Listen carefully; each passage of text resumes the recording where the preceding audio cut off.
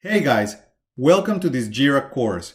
In this course, we're going to cover everything you need to know about Jira and how you can use Jira to manage your Agile projects.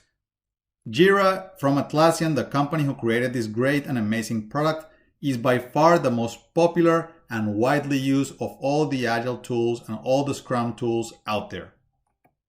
So in a nutshell, in this Jira course, you're going to learn about the basics, the essentials, the fundamentals of Jira, Jira terminology, best practices. We're also going to cover real-world examples and even Jira configuration. So by the end of this course, you will know literally everything you need to know. My name is Mauricio Rubio, and I'm the founder of the Agile Knowledge Base, or AgileKB. I'm also the author of the Mini Book of Agile. I'm a Jira expert.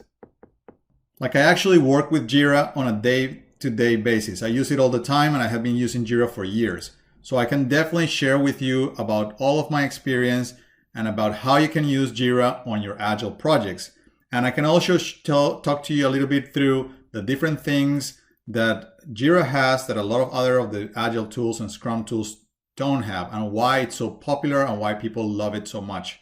All right, guys, I look forward to seeing you later in the course. And just keep in mind that even though this Jira course was created mainly for beginners, so this has a focus on beginners, it doesn't mean that if you're not a beginner, you can't take the course. Of course you can if you're an intermediate user of Jira or an advanced user of Jira and you just want to have a quick recap about some Jira concepts, or you just want to see how some other people are managing their projects using Jira. Of course, you can enroll in this course as well, but just keep in mind that this course was designed and developed for beginners and with beginners in mind.